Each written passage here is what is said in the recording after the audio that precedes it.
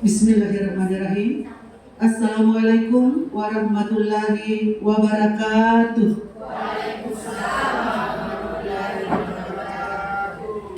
Puji syukur kita panjatkan kehadirat Allah Subhanahu wa Ta'ala yang senantiasa memberikan rahmat, hidayah, serta nikmatnya kepada kita semua, terutama nikmat kesehatan dan kekuatan, sehingga kita masih diberi kesempatan untuk bersama-sama hadir di tempat ini dalam rangka menyimak bersama penerapan aksi nyata, yaitu diseminasi budaya positif sebagai tugas aksi nyata pada pendidikan guru penggerak, kolaborasi dua teman kita, yaitu Ibu Hasmia SPD GR dan Ibu Nur Aini SPD.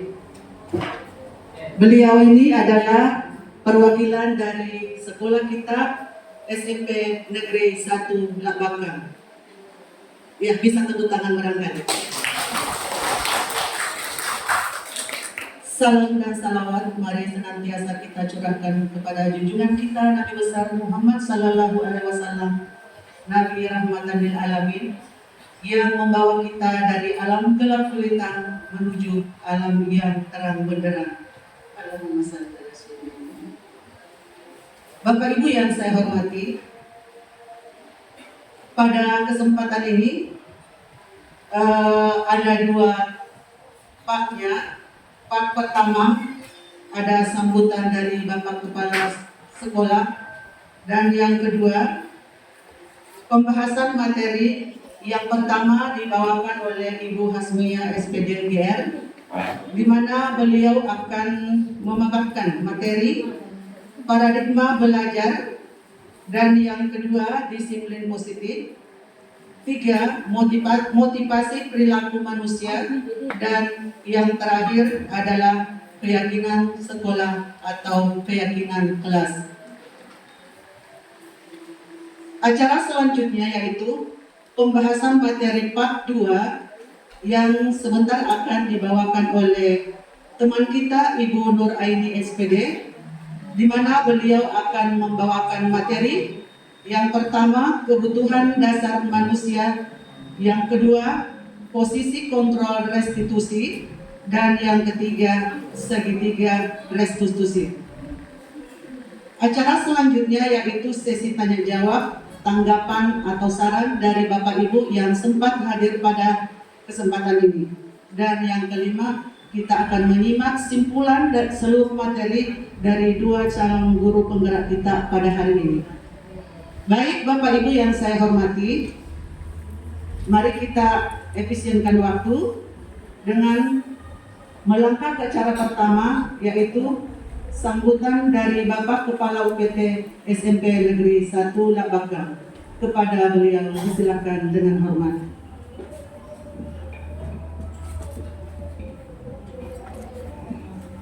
Terima kasih Ibu Moderator. Bismillahirrahmanirrahim. Assalamualaikum warahmatullahi wabarakatuh. Alhamdulillah wa subhanallah wa la quwwata illa billah. Segala puji bagi Allah Subhanahu wa Ta'ala, Tuhan yang Maha Esa kita semua. Karena atas perkenannya juara sehingga kita semua bisa menghadiri kegiatan kita pada siang hari ini. Semoga apa yang kita kerjakan, apa yang kita laksanakan pada siang hari ini senantiasa mendapatkan keridhaan dari Allah Subhanahu wa Ta'ala. Salam dan salawat terkirim dan tercurah kepada Nabi besar Muhammad Sallallahu Alaihi Wasallam, para sahabat, para keluarganya, manusia sempurna yang mengantarkan kita dari alam gelap gulita penuh dengan kebodohan zaman jahiliyah kepada zaman yang penuh dengan perkembangan ilmu pengetahuan dan teknologi seperti sekarang ini. Hari ini seperti yang kita ikuti, semua kita saksikan bersama satu hal yang amat positif, karena hari ini kita akan mendengarkan, kita akan mendapatkan ilmu dari 2 calon guru penggerak angkatan ke-10 yang 11 ya, angkatan ke-11 yang berasal dari sekolah kita SMP Negeri 1 Labakan. Kenapa ini merupakan sebuah momentum yang amat membahagiakan buat kita semua, terutama untuk saya pribadi, karena orang Bugis itu bilang begini, arum rioloi, pas bicara di tengah, jangan disebut yang terakhirnya, nanti guru masa daerah yang lanjutkan. Artinya 2 orang teman kita ini, Ibu Hasmia dan Ibu Aini, adalah arum untuk calon guru penggerak di SMP Negeri 1 Labakan. Karena mereka berdua, teman kita ini adalah calon guru penggerak angkatan pertama sesungguhnya di SMP 1 Labakan. Kenapa saya merasa berbahagia? Karena ada pakak di sini, baru ada yang ikut guru penggerak, teman yang menggerakkan kita semua secara keseluruhan di SMP Negeri 1 Labakan ini. Dan tentu saja yang belum mengikuti program calon guru penggerak, yang pada akhirnya nanti akan menjadi guru penggerak, diharap, apalagi sekarang ini mulai angkatan 12 tidak dibatasi lagi umurnya. Dulu itu jika berumur di atas 50 tahun tidak bisa lagi ikut. Mulai angkatan di atas angkatannya ibu berdua ini tidak ada lagi batasan umur. Mau 50 plus ke atas boleh mengikuti program guru penggerak ini. Saya berharap dan sangat menginginkan kepada teman-teman sekalian, calon guru penggerak kita tidak berhenti di teman kita yang 2 orang ini, tapi akan terus bertambah dari waktu ke waktu, dan pada akhirnya siapa tahu yang jadi begini, semua akan jadi guru penggerak pada waktunya. Itu sambutan dari saya, dan selamat mengikuti program calon guru penggerak yang pada akhirnya akan menjadi guru penggerak. Semoga dengan hadirnya program guru penggerak di sekolah kita ini, ada 2 calon guru penggerak yang pada akhirnya akan menjadi guru penggerak, senantiasa menjadi pembawa hal positif, hal baik buat kita semua. Dan apa yang kita lakukan ini selalu kita harapkan, selalu kita doakan, selalu kita minta-minta kepada Allah Subhanahu wa Ta'ala agar segala sesuatu yang kita lakukan ini senantiasa mendapat perlindungan, senantiasa mendapat bimbingan dari Allah Subhanahu wa Ta'ala. Terima kasih atas perhatian kita. Mohon maaf atas segala kekurangan dan keterbatasan. Wabillahi taufiq wal hidayah. Wassalamualaikum warahmatullahi wabarakatuh. Yang saya hormati, itulah tadi sambutan dari Bapak Kepala UPT SMP Negeri 1 Labakan. Kami ucapkan banyak terima kasih, Pak. Selanjutnya melangkah ke acara berikutnya. Terima kasih Bu Hasmia sudah memaparkan materi tentang budaya positif. Tepuk tangan dulu untuk Ibu Hasmia CGP Angkatan 11 dari SMP Negeri 1 Labakan, Kabupaten Pangkep. Ya, sekarang saya minta tolong kepada Bapak Ibu guru yang Bapak guru Ibu hebat, Bapak Ibu guru yang hebat, berdiri kembali, kita rileks dulu.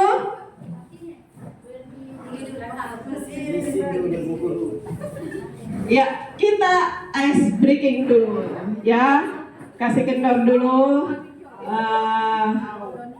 ininya, otot, rileks dulu.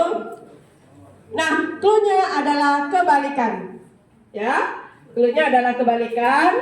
Mungkin Bapak Ibu guru hebat pernah melakukannya, pernah mendengar juga, yaitu 2 jenis hewan, cacing dengan ular. Cacing dengan ular. Di sini kebalikannya. Ular itu panjang. Ya.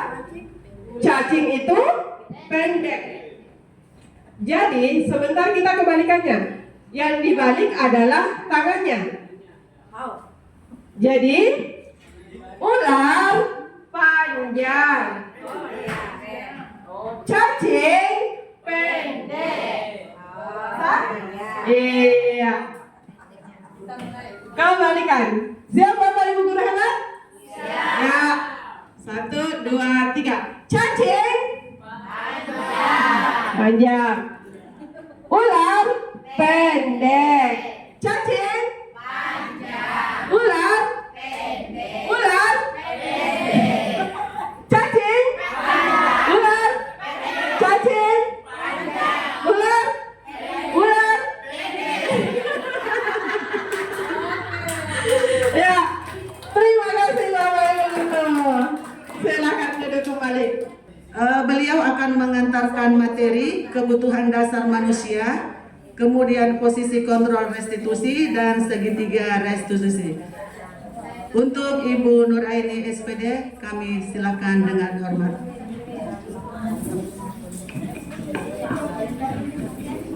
Assalamualaikum warahmatullahi wabarakatuh. Terima kasih saya ucapkan kepada Bapak Ibu guru yang sudah bersedia menghadiri aksi nyata kami, yaitu diseminasi budaya positif yang merupakan salah satu tugas kami sebagai CGP yang terdapat di dalam modul 1.4. Baiklah, saya akan melanjutkan materi selanjutnya yang dari Ibu Hasmia. Ada 3 materi yang akan saya sampaikan, yaitu yang pertama adalah kebutuhan dasar manusia. Kebutuhan dasar manusia. Yang mana kira-kira itu kebutuhan dasar manusia?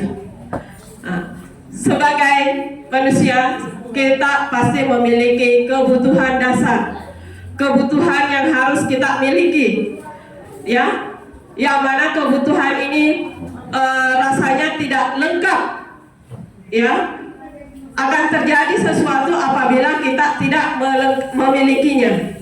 Nah, di sini sebagai seorang guru, kita harus memahami 5 kebutuhan dasar manusia yang harus dipenuhi oleh seorang siswa. Sebagai guru, kita sering melihat bahwa siswa kita ada yang sering mengganggu teman-temannya, ada yang memukul teman-temannya, ada yang suka mengambil barang temannya, ada yang suka menjahili temannya. Ternyata itu semua dipengaruhi oleh kebutuhan dasar. Ada kebutuhan dasarnya yang dia tidak penuhi. Nah, apa itu kebutuhan dasar? Kebutuhan dasar yaitu ketika seorang murid melakukan suatu perbuatan yang bertentangan dengan nilai-nilai kebajikan, yang seperti tadi mengganggu temannya, membuli temannya, kemudian atau melanggar peraturan, datang ke sekolah tidak tepat waktu, memakai sepatu yang tidak seharusnya yang dianjurkan oleh sekolah. Kemudian hal itu sebenarnya dikarenakan karena mereka gagal memenuhi kebutuhan dasar mereka. Ya. Ada 5 kebutuhan dasar yang harus dimiliki oleh siswa. Yang pertama adalah bertahan hidup atau survive. Yang kedua, kasih sayang dan rasa diterima. Yang ketiga adalah penguasaan. Yang keempat adalah kebebasan. Dan yang kelima adalah kesenangan. Dari hal-hal yang biasa dilakukan oleh siswa kita, mungkin ada kebutuhan dasar yang mau mereka miliki di antara kelima itu. Nah, contoh studi kasus di sekolah, yaitu Ibu Rafika, seorang guru wali kelas 9H, sedang bingung menghadapi ulah salah satu murid di kelasnya, yaitu Amir. Beberapa anak telah mengeluh Amir yang sering meminta bekal makan siang mereka dengan paksa. Jika Anda menghadapi situasi seperti Ibu Rafika, apa yang Anda lakukan? Menurut Anda, kira-kira apa alasan Amir melakukan hal itu? Ini yang biasa kita jumpai di sekolah kita. Ada siswa yang merebut dia tidak minta, langsung mencomot, langsung mengambil saja, sehingga temannya itu merasa dirugikan, sehingga siswa itu dia melapor ke wali kelasnya. Nah sekarang wali kelasnya bingung, kira-kira apa ini yang harus dilakukan, kebutuhan apa yang diinginkan oleh si Amir, siswa ini. Ada yang tahu Bapak Ibu? Dari 5 kebutuhan dasar tadi. Jadi kebutuhan dasar yang pertama adalah kebutuhan hidup. Yang mana itu kebutuhan hidup? Kebutuhan hidup yang paling utama super 5, yaitu kebutuhan akan makanan, kebutuhan akan keuangan, kebutuhan akan rumah, minum. Nah, itu semua adalah super 5, contoh super 5 atau kebutuhan hidup. Jadi alasan Amir yang pertama karena ia lapar dan orang tuanya tidak membawakannya bekal makan siang. Maka kebutuhan dasar yang sedang berusaha dipenuhi oleh Amir adalah kebutuhan untuk bertahan hidup. Dia lapar, makanya dia ambil makanan temannya. Dia berusaha untuk hidup. Kemudian alasan kedua, karena dia merasa senang temannya jadi perhatian ke dia. Karena temannya melapor ke wali kelas, makanya dia merasa senang, temanku memperhatikan Kak. Kemudian ketika temannya melapor tindakan itu pada gurunya, dan gurunya memberitahu orang tuanya, sehingga orang tuanya jadi memperhatikan dia. Maka kebutuhan dasar yang sedang dipenuhi Tommy adalah kebutuhan akan kasih sayang. Jadi mungkin si Amir ini orang tuanya sibuk ya. Yang pertama tadi orang tuanya sibuk sehingga orang tuanya tidak mempersiapkan makanan, tidak mengantarkan dia bekal. Kemudian karena orang tuanya juga sibuk sehingga Amir kurang kasih sayang, kurang perhatian dari orang tuanya, sehingga dia menjahili temannya dengan mengambil makanannya. Dari jahil itu temannya melapor ke wali kelas memperhatikan dia, menanyakan kenapa dia melakukan seperti itu. Kemudian alasan ketiga, karena temannya jadi takut dengan dia dan menuruti keinginannya.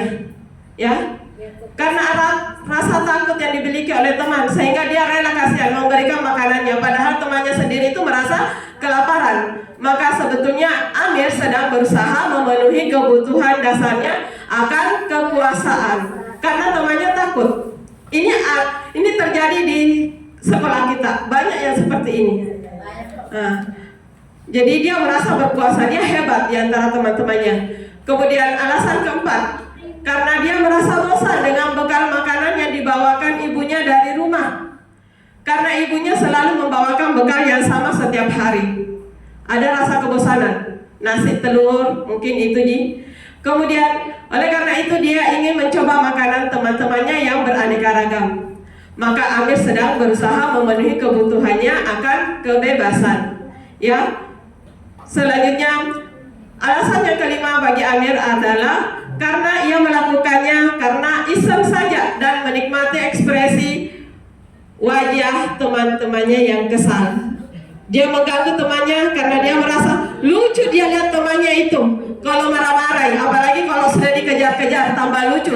Jadi dia selalu ganggu-ganggu temannya terus. Nah dari situ Amir merasa senang. Ada rasa kesenangan yang didapatkan oleh Amir. Jadi dia mengganggu temannya. Jadi itulah kelima kebutuhan dasar yang harus dimiliki oleh seorang siswa. Jadi kalau salah satunya tidak dipenuhi, tidak dimiliki, maka siswa akan menampakkan dirinya terutama dengan teman-temannya seperti merasa ingin menunjukkan kekuasaannya. Ya. Selanjutnya dari 5 kebutuhan dasar, 5 kebutuhan dasar yang harus dimiliki, kita lanjut ke materi selanjutnya, yaitu tentang posisi kontrol restitusi. Posisi kontrol restitusi. Posisi kontrol restitusi ini yang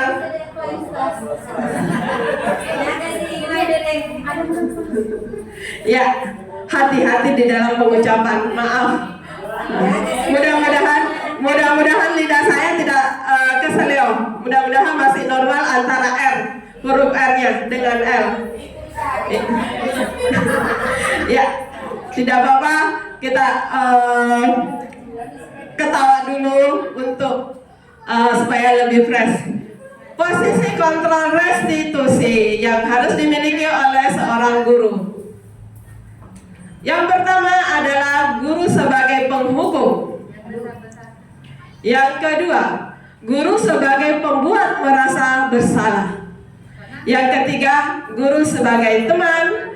Dan yang keempat adalah guru sebagai pemantau. Dan yang kelima adalah guru sebagai manajer. Nah, di antara kelima posisi kontrol restitusi ini pasti ada yang selalu kita miliki.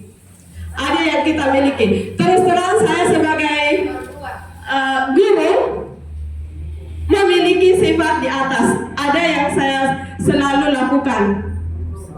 Yang mana kira-kira yang biasa kita lakukan? Sebagai penghukum. Guru sebagai penghukum. Kemudian yang kedua sebagai apa? Yang mana itu guru sebagai penghukum?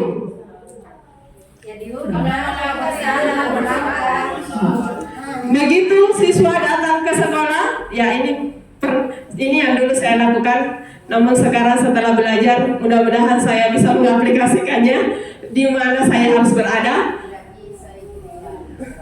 Jadi di sini 5 posisi kontrol guru. Ya, ada identitas gagal yaitu kontrol dari luar, ada identitas berhasil atau sukses yaitu kontrol dari luar, dan ada identitas berhasil atau sukses yaitu yang merupakan kontrol dari dalam diri kita. Identitas gagal yaitu sebagai penghukum dan pembuat rasa bersalah. Di sini guru berbuat ketika siswa datang, kita tanpa menanyakan alasan siswa, langsung menunjuk, langsung disuruh push up, kamu datang terlambat, ya? Ya, itu adalah penghukum. Lepaskan sepatumu karena tidak sesuai dengan peraturan sekolah. Kamu memakai sepatu hitam putih. Peraturan sekolah kita adalah sepatu warna hitam polos. Itu penghukum atau pembuat rasa bersalah? Sebagai penghukum. Nah, di sini di posisi penghukum, guru berbuat menghardik, menunjuk-nunjuk, ya, menunjuk-nunjuk, kemudian menyindir. Kemudian kata selanjutnya guru berkata, kalau kamu tidak melakukannya, awas ya, sayang banget. Ya, kalau kamu tidak melakukannya, awas ya, rasakan nantinya. Awas, tunggu pembalasan itu. Apa hasilnya?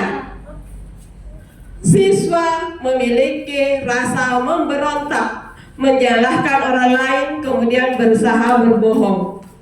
Kemudian kaitan dengan dunia berkualitas, murid meletakkan guru di luar dunia berkualitas karena bayangannya itu gurunya itu hanya sebagai penghukum. Kemudian murid berkata, biarkan saja, nanti juga marah-marah lagi. Jadi dia melakukannya terus karena dia sudah tahu saya terlambat pasti dimarah-marahi juga. Biarkan nih, sudah biasa itu. Kemudian dampak pada murid mengulangi kesalahannya secara terus menerus. Kemudian masuk ke bagian kedua, yaitu posisi kontrol guru sebagai pembuat rasa bersalah. Yaitu guru berceramah dan mengatakan, seharusnya kamu seperti ini. Ibu sangat kecewa dengan apa yang kamu lakukan hari ini. Apakah kamu tidak kasihan dengan orang tuamu yang sudah memberikan uang jajan kamu ke sekolah? Itu rasa membuat bersalah. Kemudian hasilnya menyembunyikan, menyangkal, dan berbohong. Selanjutnya, kaitan dengan dunia berkualitas. Murid meletakkan guru di dalam dunia berkualitas. Selanjutnya, murid berkata, maafkan saya Bu, maafkan saya Pak. Karena dia merasa bersalah, dia tunduk dengan mimiknya mengatakan, maafkan saya Pak. Ada rasa tertekan di dalam hatinya. Kemudian dampaknya pada murid yaitu merasa rendah diri, tidak percaya diri lagi. Selanjutnya, identitas berhasil atau sukses yaitu kontrol dari luar, mengharapkan imbalan atau motivasinya itu mengharapkan imbalan atau ketergantungan pada orang lain. Posisi kontrol yang ketiga yaitu guru sebagai teman. Guru membuatkan alasan-alasan untuk muridnya. Ya, jadi alasan-alasan, ada alasan yang dibuat untuk muridnya. Kemudian guru berkata, ayolah lakukan demi ibu. Ini yang biasa kita juga lakukan. Ketika siswa itu tidak mau, maka kita akan berkata, ayolah, masa kamu tidak mau? Masa kamu mau mengecewakan kelas kita? Ya. Jadi ingat tidak ibu pernah bantu kamu melakukan apa. Kemudian hasilnya siswa tersebut memiliki rasa ketergantungan terhadap gurunya. Kemudian yang selanjutnya yaitu murid meletakkan guru sebagai orang yang sangat penting di dunia berkualitas. Jadi murid ini meletakkan gurunya sebagai di dalam dunia berkualitas karena dia merasa selalu dibantu oleh guru karena dia menganggap gurunya itu adalah temannya. Kemudian selanjutnya, apabila siswa itu melakukan sesuatu yang tidak sesuai, maka murid berkata, saya pikir bapak atau ibu teman saya. Ternyata begitu, ibu tidak membantu saya, bapak tidak membantu saya. Dampaknya pada murid apa? Lemah, tidak mandiri, tergantung. Ya, ada ketergantungan terhadap gurunya. Ada masalahnya, langsung menghadap ke guru. Ada sesuatu yang tidak bisa dia kerjakan, dia menghadap ke gurunya, meminta tolong. Tidak ada rasa mandirinya, tidak bisa berkreasi. Ya, itu dampaknya pada murid apabila kita memposisikan diri sebagai teman. Selanjutnya, posisi yang keempat yaitu pemantau. Yang mana itu pemantau? Guru selalu mengukur dan menghitung kepada siswa, mengiming-imingkan sesuatu terhadap siswa. Ya, ayo kamu harus belajar yang kuat supaya kamu mendapatkan nilai 100. Nanti kalau kamu dapat nilai 100, saya akan memberikan kamu pulpen yang cantik. Ya, selanjutnya guru berkata, apa peraturannya? Jadi ada peraturan yang dikeluarkan oleh guru. Kemudian hasilnya siswa akan menyesuaikan diri bila diawasi. Contohnya, siswa itu hanya mau belajar apabila diiming-imingkan oleh sesuatu hadiah. Nanti kamu diajak makan kalau kamu mendapat nilai 100. Ya. Selanjutnya, kaitan dengan dunia berkualitas, murid meletakkan guru peraturan dan hukum di dunia berkualitas. Kemudian murid berkata, berapa banyak bintang yang saya harus peroleh?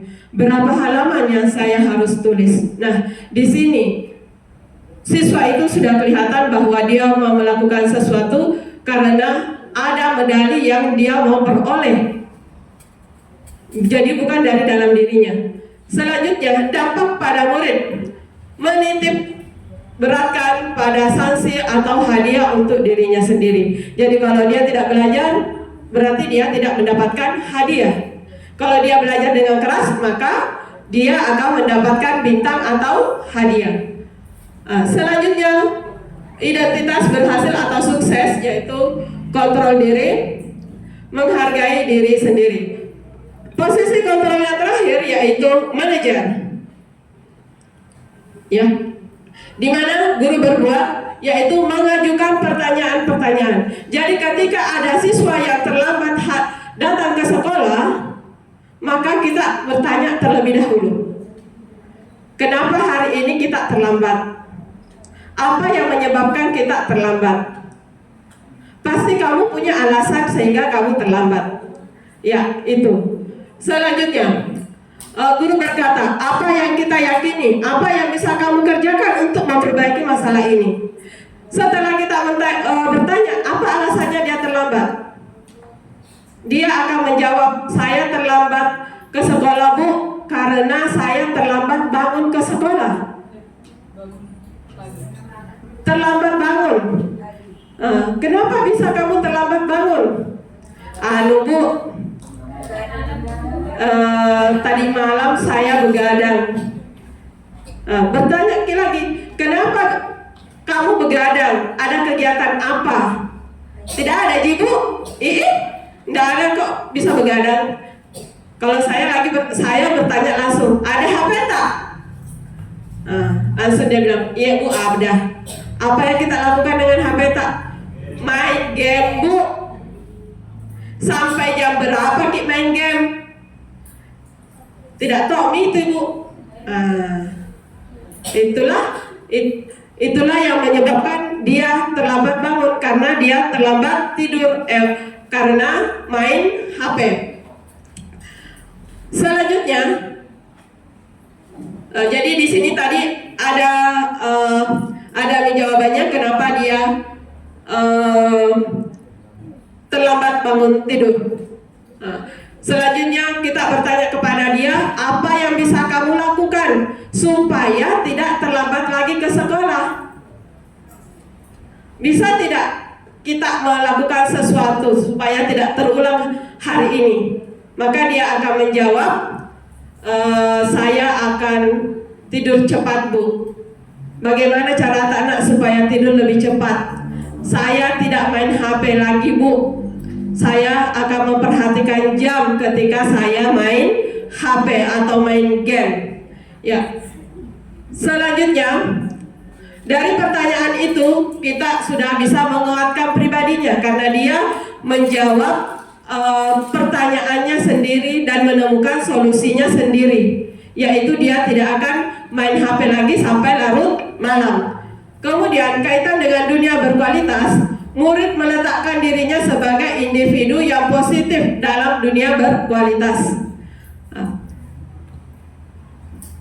Selanjutnya murid berkata, bagaimana caranya saya bisa memperbaiki keadaan? Nah, itu tadi, memperbaiki keadaannya yaitu dari jawabannya sendiri bahwa dia akan tidur lebih awal, tidak akan main HP lagi. Kemudian dampak pada murid ini, dia bisa mengevaluasi dirinya, kemudian bagaimana caranya dia memperbaiki diri. Nah, di sini next. Dari kelima posisi kontrol di atas, kira-kira posisi kontrol apa yang harus kita miliki? Yang posisi kontrol yang bagaimana yang harus dimiliki oleh seorang guru? Ya, jadi dari kelima posisi kontrol restitusi yang harus dimiliki oleh seorang guru, yaitu di antara kelima posisi kontrol tersebut, sebaiknya seorang guru menggunakan posisi kontrol sebagai manajer, mampu menumbuhkan rasa percaya diri kepada siswa dengan dia menemukan solusi untuk dirinya sendiri. Selain itu, posisi manajer dapat mengacu pada restitusi yang dapat menjadikan murid sebagai manajer bagi dirinya sendiri, sehingga dapat tercapai identitas positif pada diri murid. Itu tadi gambarnya, gambarnya atas. Ini mungkin kita kenal semua ini.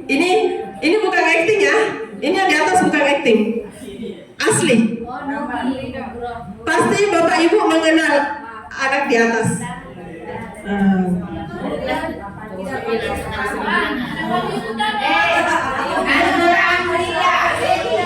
Muhammad Anugrah Amrida. Iya. Atau biasa dipanggil. Nah,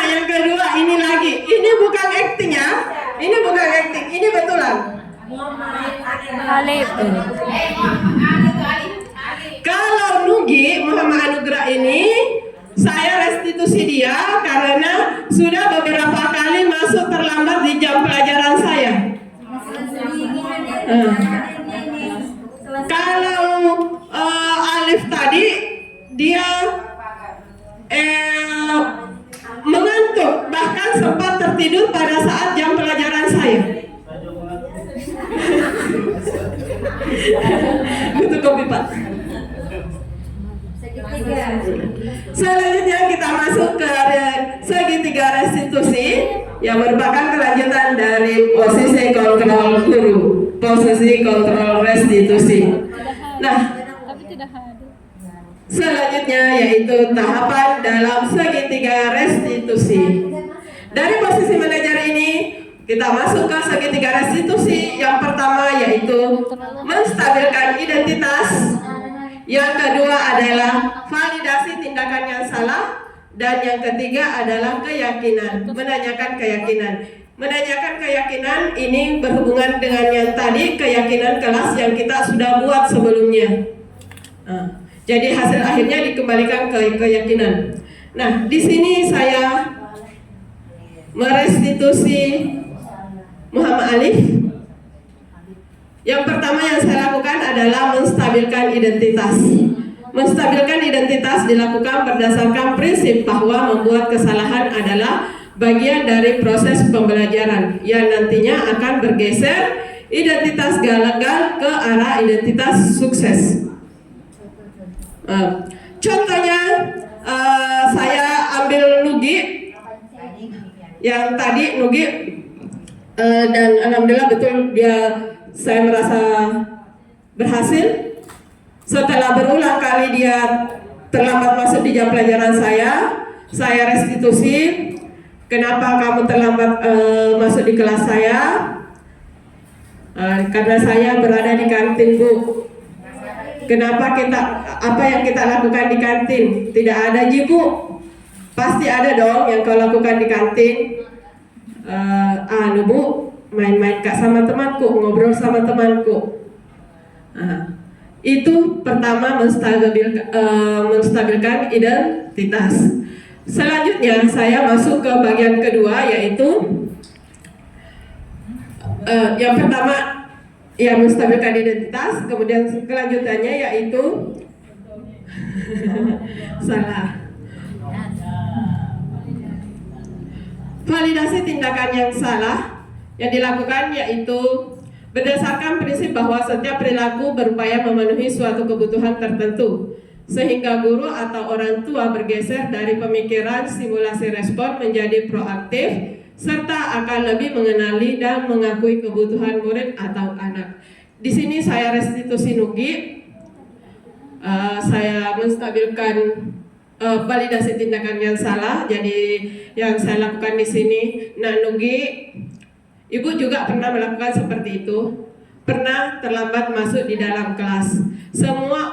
Hampir semua orang pernah melakukan hal seperti ini. Ibu tidak mencari siapa yang salah, bukan salah benar yang Ibu mau tunjukkan di sini. Tetapi saya mau menanyakan, kamu pasti punya alasan yang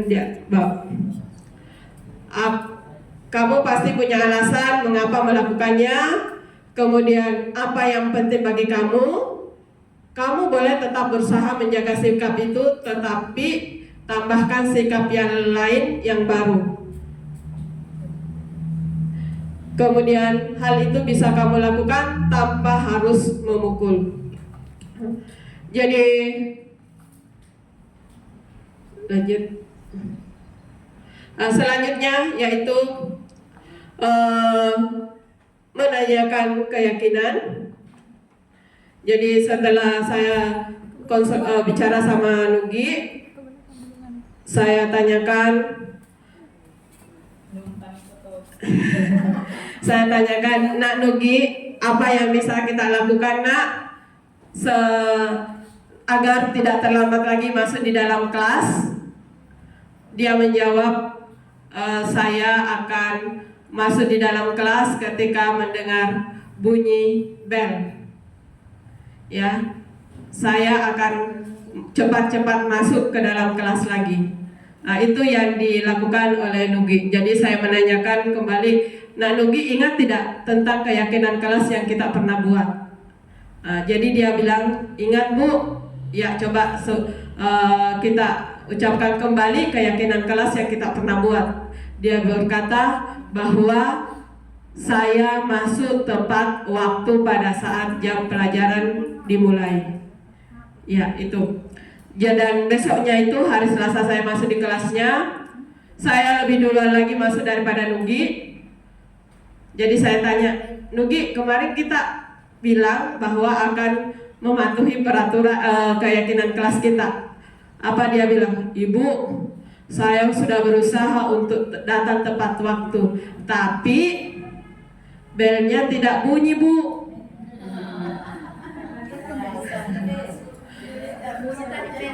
Jadi saya bilang, ya benar juga.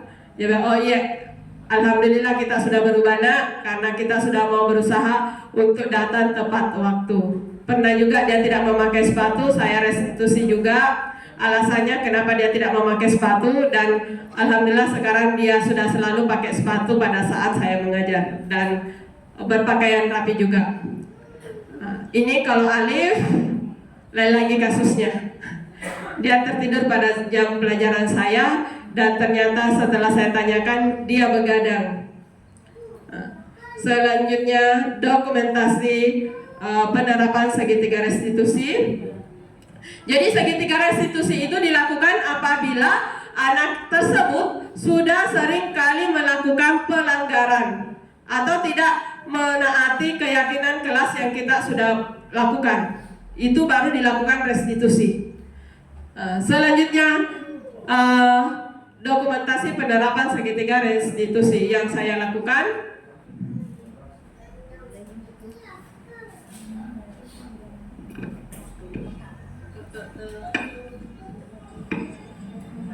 Salam, Nabila. Silakan duduk, Nak. Nabila tahu tidak kenapa Ibu panggil masuk ke sini? Tidak. Iya, Ibu perhatikan sudah beberapa kali Nabila terlambat masuk di pelajarannya Ibu. Apakah terlambat masuk ke kelas merupakan perbuatan yang baik? Tidak, Bu. Saya salah. Saya minta maaf, Bu. Tidak apa-apa, semua orang pernah berbuat salah. Dulu Ibu juga pernah melakukannya, kesalahan seperti itu. Ibu tidak tertarik mencari siapa yang salah, tapi Ibu ingin mencari solusi dari permasalahan ini. Kamu pasti punya alasan. Coba jelaskan, apa alasan kamu sehingga terlambat masuk di kelasnya Ibu? Saya keasikan bermain bersama teman-teman saya, Bu. Bermain bersama teman-teman itu pasti menyenangkan ya. Kamu pasti menyukainya. Apakah ada solusi yang bisa kamu lakukan agar bisa tetap bermain, jajan di kantin, kamu tidak terlambat masuk ke kelas? Ada, Bu. Saya harus membagi waktu dengan bijak. Kira-kira kapan kamu akan memulainya? Mulai besok, Bu. Kamu masih ingat tidak tentang keyakinan kelas itu? Kira-kira keyakinan kelas apa yang ada kaitannya dengan hal ini? Disiplin dan membagi waktu, Bu. Benar sekali. Jadi selanjutnya Nabila ini menjadi murid yang bagaimana? Saya ingin lebih bisa menghargai waktu, menghargai diri saya, dan menghargai guru, Bu. Baiklah, sekarang kita sudah mendapatkan solusinya. Ibu yakin kamu bisa menerapkan nilai itu dengan baik dan dapat mengatur waktu dengan bijak. Baik, Bu. Terima kasih. Ya.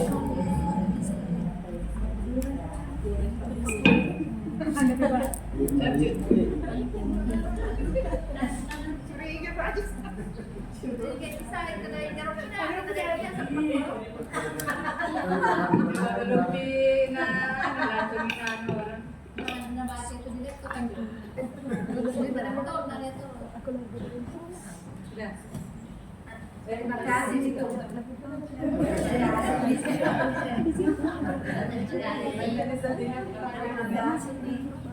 Ya, demikianlah pemaparan kami tentang budaya positif. Terima kasih banyak atas perhatian dari Bapak Ibu Guru hebat karena sudah menghadiri diseminasi kami. Semoga diseminasi ini dapat menginspirasi Akhir kata, semoga tergerak, lekas bergerak, dan mari menggerakkan. Terima kasih. Semoga masih tetap semangat. Itulah tadi pemaparan materi dari pemateri kedua dari Ibu Nur Aini SPD, yang sesungguhnya beliau melanjutkan saja poin-poin daripada budaya positif yang sebelumnya sudah diantarkan oleh Bu Azmia SPD GR, di mana beliau memaparkan materi terkait kebutuhan dasar manusia, lalu kemudian posisi kontrol restitusi, dan kemudian segitiga restitusi.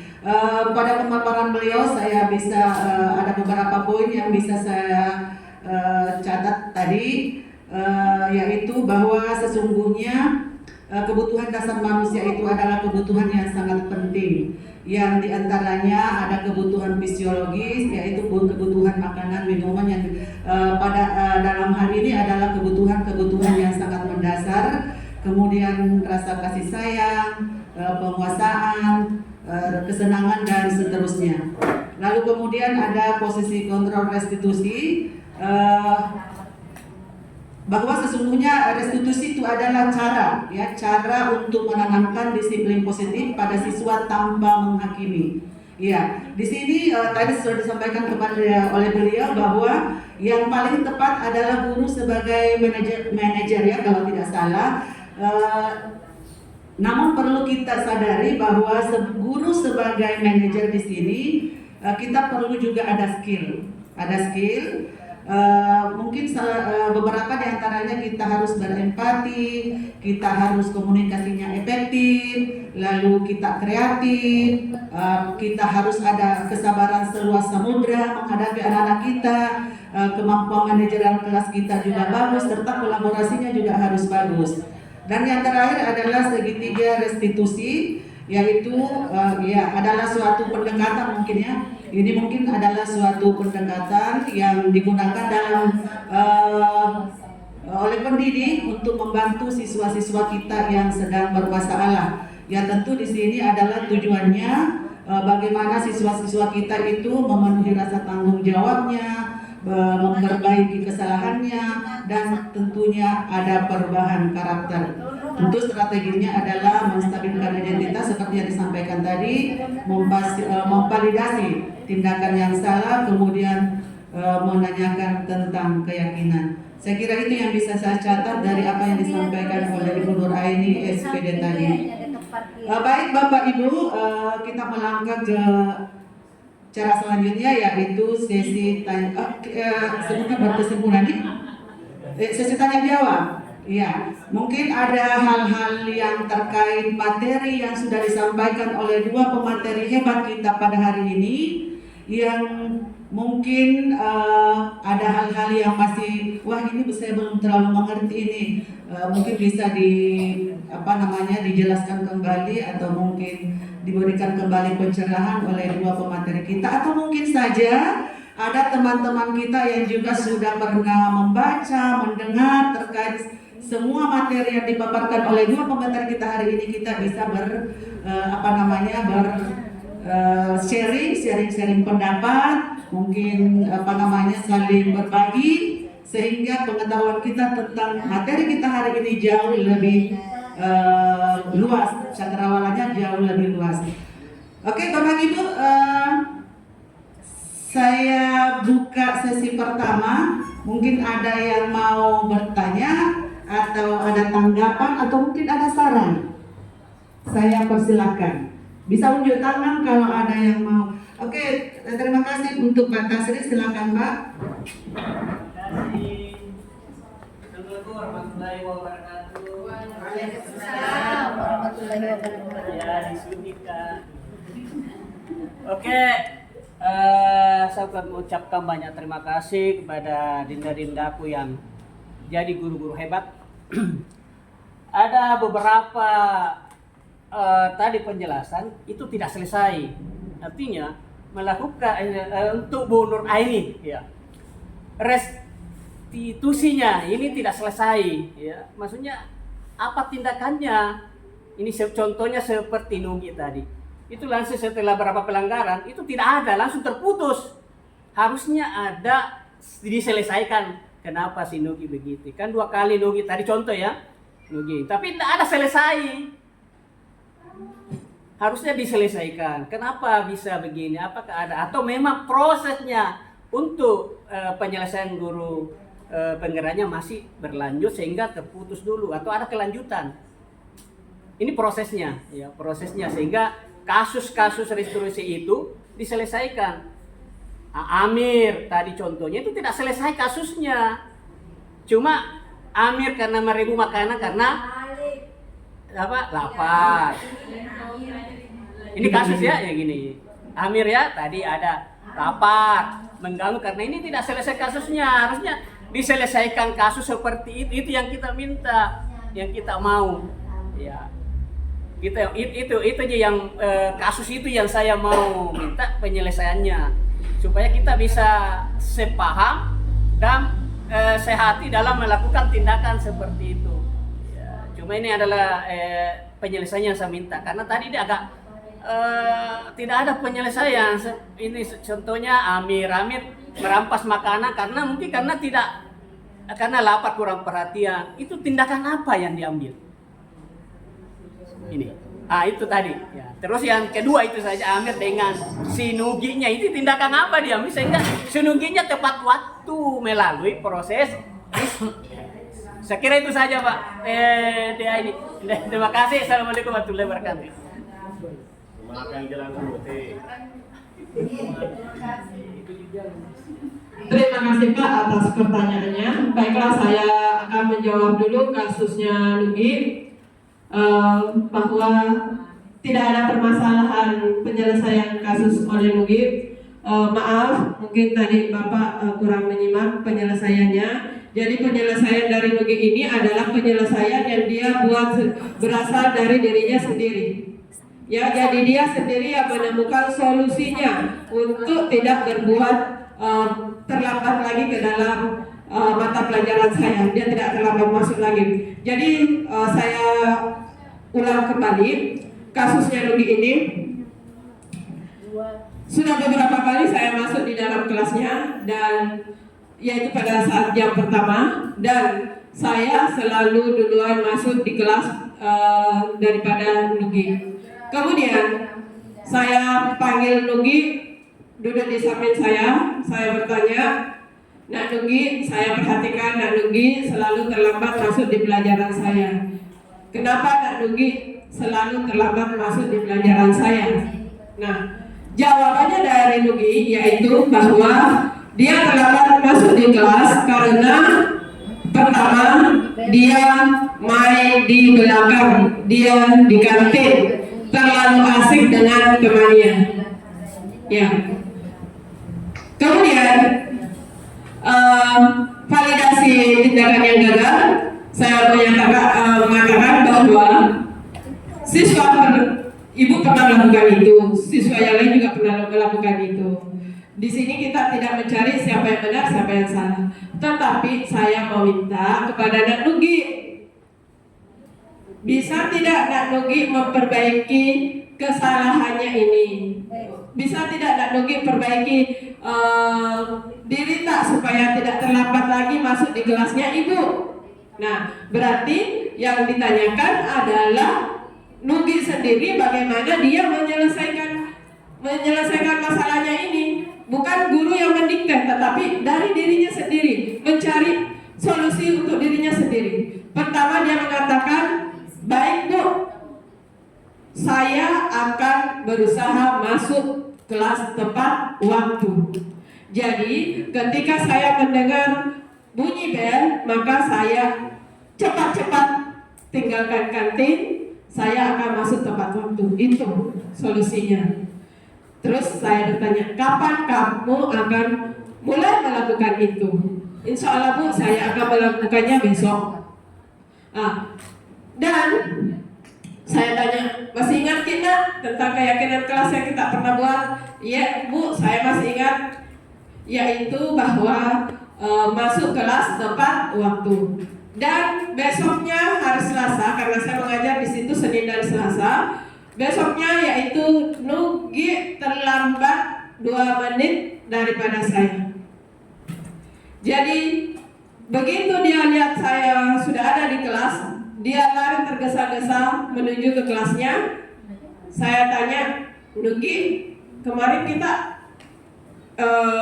mau berubah, kenapa hari ini berulang lagi? Maaf Bu, saya tidak dengar bel bunyi. Dan pada hari itu memang pada saat yang pertama tidak bunyi belnya. Jadi saya ajukan jempol ke Nugi, saya memberikan apresiasi kepada Nugi. Terima kasih Nak, karena kita sudah mulai menerapkan keyakinan kepada diri tak untuk datang tepat waktu. Ibu akui memang belnya tidak bunyi. Jadi wajar kalau kita terlambat daripada ibu. Ya seperti itu penanganannya kasus Nugi. Kemudian tadi tentang Amir, contoh kasusnya Pak. Contoh kasus, dan ini hanya contoh kasus dan biasa juga terjadi memang di sekolah kita.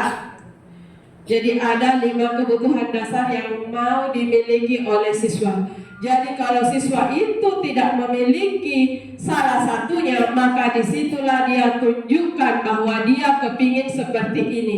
Ini kebutuhanku yang mau dipenuhi. Seperti itu. Jadi ini kasusnya Pak. Jadi ketika dilaporkan ke wali kelas, pertama dia merebut makanan temannya. Kenapa dia rebut? Ternyata dia survive, dia melakukan karena kelaparan, dia mau bertahan hidup. Kemudian ketika dia dilaporkan ke wali kelas mendatangi si Amir. Mir, kenapa kamu melakukan itu? Nah, di situ Amir merasa saya diperhatikan oleh wali kelas saya. Di sini Amir membutuhkan kasih sayang yang mungkin dia tidak terima di rumahnya. Lost control lah. Selanjutnya yang ketiga yaitu apa tadi yang ketiga? Apa yang ketiga? Penguasaan.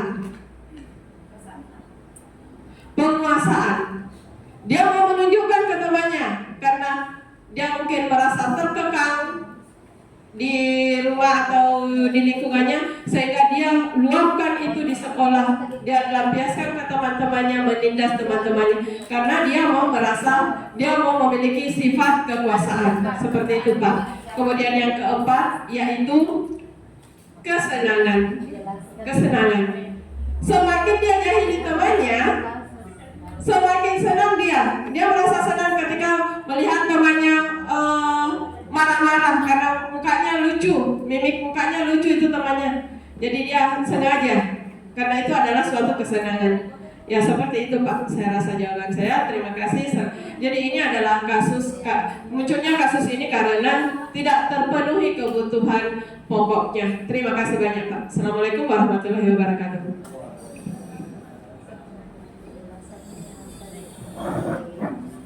Iya, mungkin saya hanya menambahkan sedikit. Jadi di sini tentang Nugi, semua materi yang kami sampaikan tadi itu sesungguhnya saling berkaitan. Jadi yang pada akhirnya tindakan apa yang kita lakukan itu berada di segitiga restitusi. Jadi contoh pada Nugi, tiga poin utama dalam tiga restitusi itu, ketika kita mengambil posisi seorang manajer, bukan penghukum. Kalau penghukum kan langsung kenapa kok begitu? Buka sepatu misalnya, jalan ke berdiri depan bendera hormat, itu kan penghukum namanya. Nah, ketika kita menjadi posisi manajer, maka tindakan atas kasus yang ada pada siswa kita itu harus kita lakukan dengan menggunakan segitiga restitusi tadi. Nah, yang pertama yaitu menstabilkan identitas. Kalau bahasa tak dibakasar nangi dulu nyawana, itu namanya. Jadi jangan langsung tunjuk-tunjuk marah-marah, dikasih tenangi dulu. Kenapa Pina? Apa sebenarnya yang terjadi?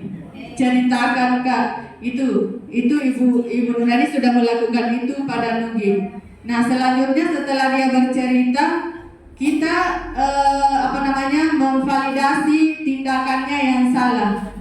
Oh iya, saya juga pernah begitu. Semua orang pasti pernah melakukan kesalahan yang sama, tidak apa-apa.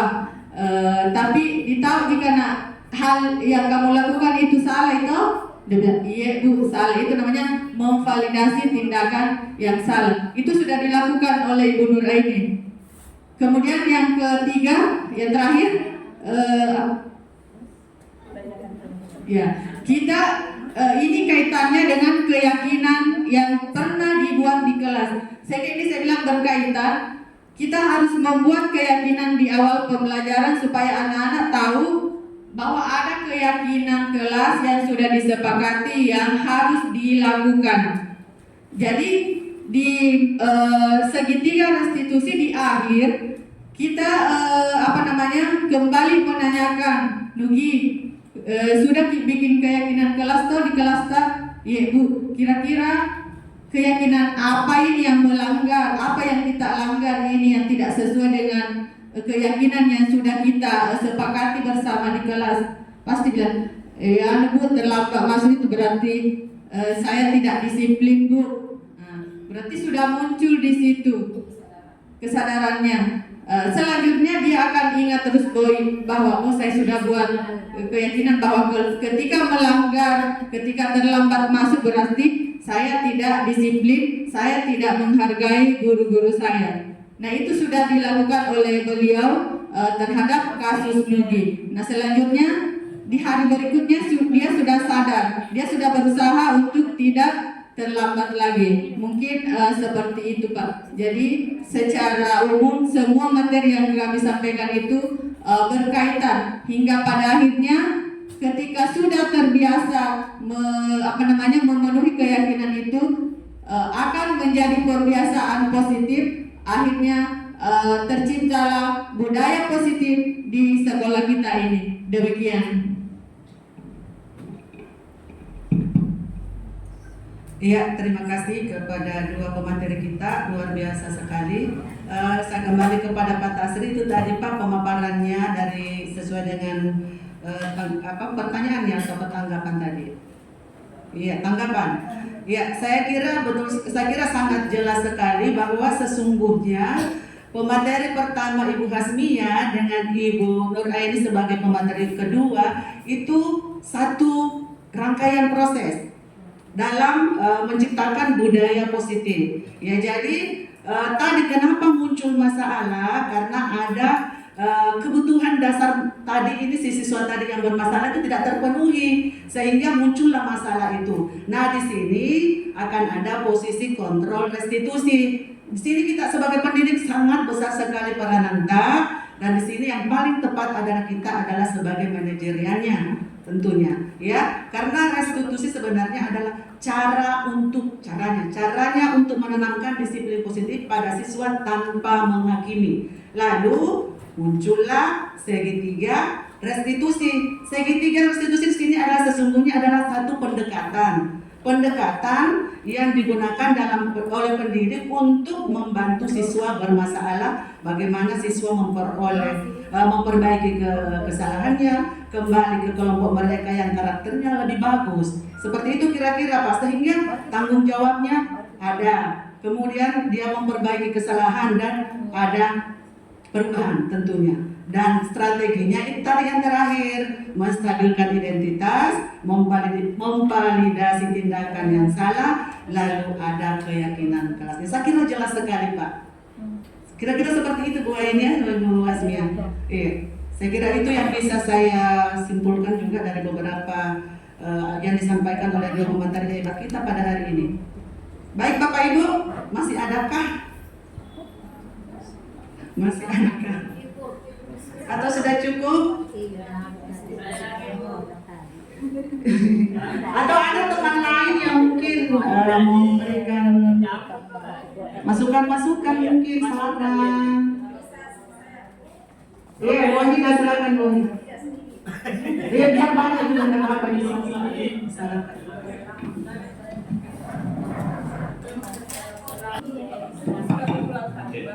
Menarik ini, baru saya menemukan perbincangan yang ini intinya kombel sebenarnya.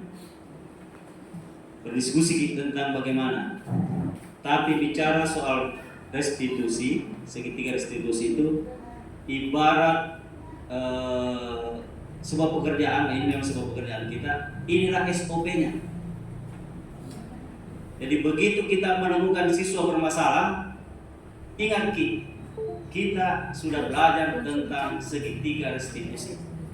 Karena pasti setiap hari akan kita bertemu dengan siswa yang bermasalah. Begitu ketemu dengan siswa bermasalah, apapun masalahnya, yakin langsung menjadi penghukum, yakin langsung menjadi teman. Ingat segitiga restitusi. Apa yang dilakukan? 1. Stabilkan dulu identitasnya. Jadi misalnya contoh, ini juga pengingat buat saya. Saya duduk semua guru SMP 1 Labakan akan melakukan segitiga restitusi. Dengan harapan disiplin positif kita tahun depan tidak lengah lagi. Saya kira begitu penguatannya. Terima kasih.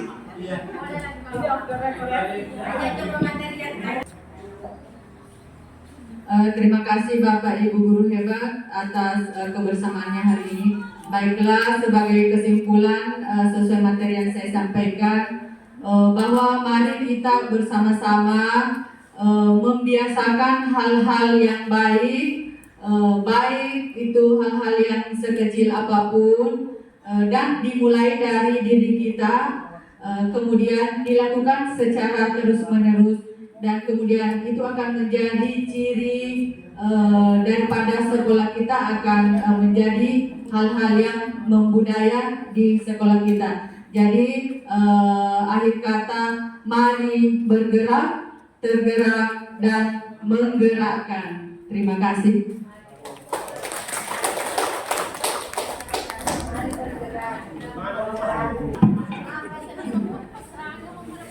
Baik, Bapak Ibu Guru yang saya hormati, rasanya waktunya sangat singkat karena pemateri kita pada hari ini sangat hebat, memaparkan materinya sangat luar biasa, sehingga rasanya masih ingin lagi mendengarkan pencerahan dari dua pemateri kita pada hari ini, calon guru penggerak SMP Negeri 1 Labakan. Kasih tepuk tangan dulu dong, luar biasa sekali. Ya, semoga dari apa yang kedua pemateri kita sampaikan hari ini bisa menggerakkan kita semua dan tergerak untuk selanjutnya menjadi calon guru penggerak selanjutnya, insya Allah. Saya akhiri dengan ucapan wabillahi taufiq wal hidayah. Wassalamualaikum warahmatullahi wabarakatuh.